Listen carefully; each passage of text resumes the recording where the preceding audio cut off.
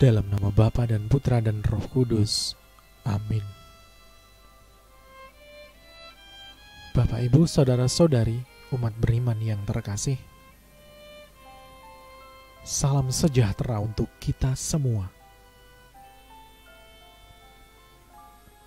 Sejenak, kita syukuri segala hal yang boleh kita terima dan lalui di hari kemarin. Apapun yang telah kita alami, Tuhan pasti merencanakan yang terbaik untuk hidup kita. Kita mohon ampun atas dosa dan salah kita di hari yang telah lalu, serta memohon berkat dan rahmat Tuhan untuk hari ini, agar kita dimampukan untuk menjadi penyalur berkat-Nya di setiap perjumpaan kita dengan sesama.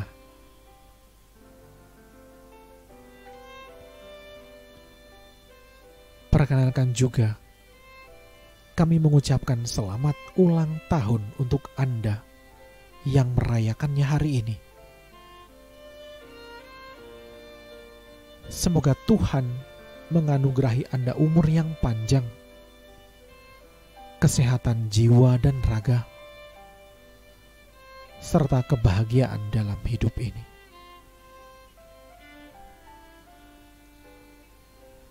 Lantas, apa sapaan Tuhan untuk kita hari ini?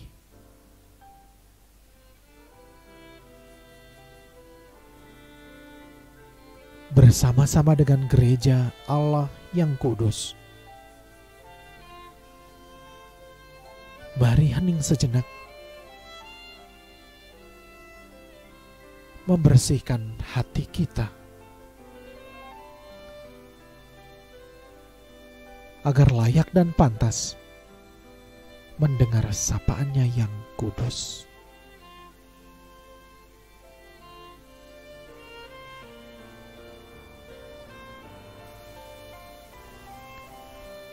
Haleluya, haleluya.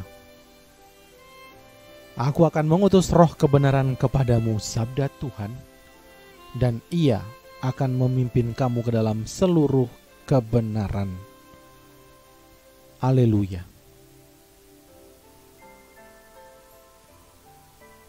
Inilah Injil Yesus Kristus menurut Yohanes. Dimuliakanlah Tuhan.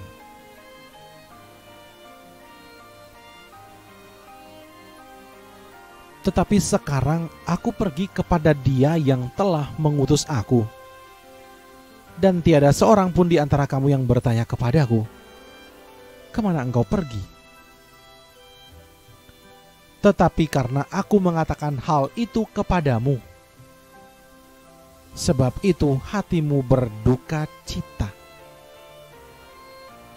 Namun benar yang kukatakan ini kepadamu adalah lebih berguna bagi kamu jika aku pergi. Sebab jikalau aku tidak pergi, penghibur itu tidak akan datang kepadamu. Tetapi jikalau aku pergi, aku akan mengutus Dia kepadamu. Dan kalau Ia datang, Ia akan menginsafkan dunia akan dosa, kebenaran dan penghakiman akan dosa, karena mereka tetap tidak percaya kepadaku. Akan kebenaran, karena aku pergi kepada Bapa, dan kamu tidak melihat aku lagi. Akan penghakiman, karena penguasa dunia ini telah dihukum.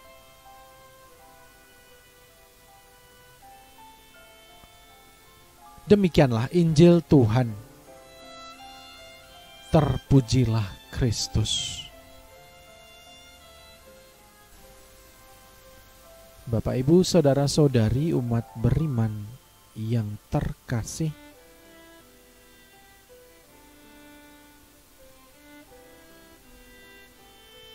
Roh Kudus Bagian ini erat dengan pasal 15 tentang bagaimana hidup dalam Kristus dan berbuah banyak bagi kemuliaan Bapa.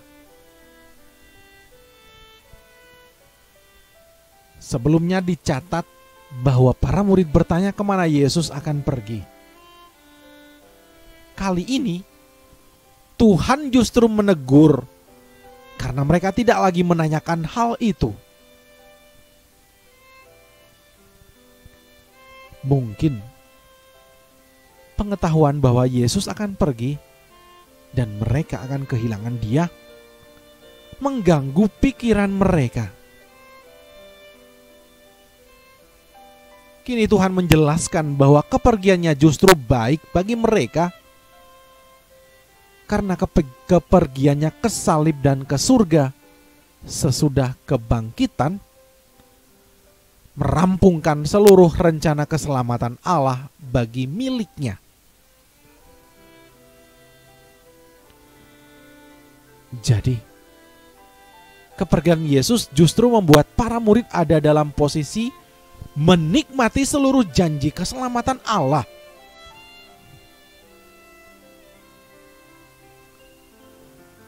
Karena Yesus telah merampungkan tugas penyataan dan penyelamatan dari Allah, Roh Kudus dapat datang ke dalam dan ke antara mereka. Roh Kudus tidak diberikan bagi dunia, tetapi bagi para murid Yesus. Karunia roh dalam arti kehadiran Allah eksklusif, hanya dialami oleh orang beriman. Kedatangan roh akan berdampak bagi para pengikut Yesus, juga bagi dunia melalui para pengikut Kristus.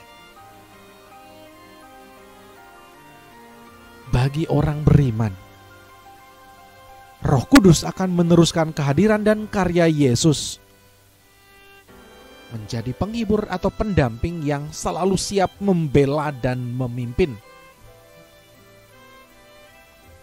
Ia akan memberikan pengenalan yang intim akan Allah di dalam hati dan pikiran para pengikut Yesus. Intinya, ia akan membuat orang percaya mengalami persekutuan yang nyata dan akrab dengan Allah Tritunggal dan mengenali kebenaran-kebenarannya yang memperbaharui hidup.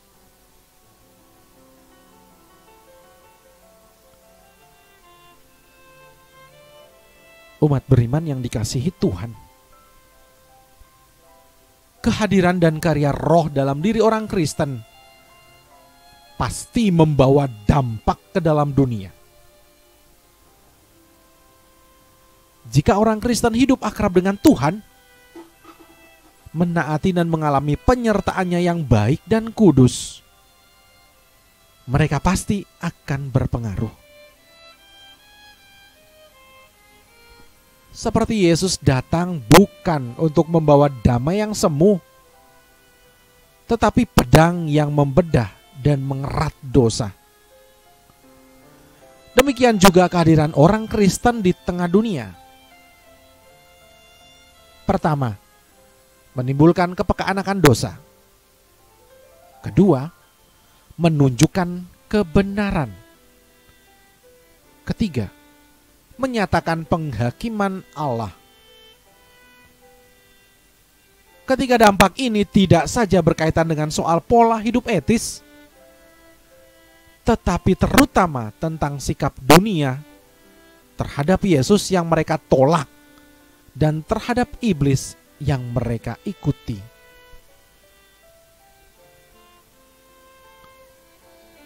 Yesus pergi kepada Bapa yang mengutusnya. Namun demikian, ia tidak meninggalkan kita. Ia mengutus Sang Penghibur bagi kita. Dialah yang datang untuk membuat dunia insyaf akan dosa, kebenaran, dan penghakiman.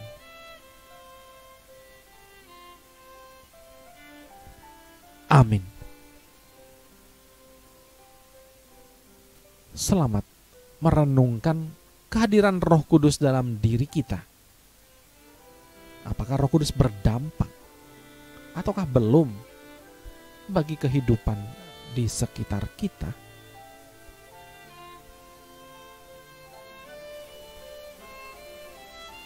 Marilah kita berdoa. Tuhan Yesus,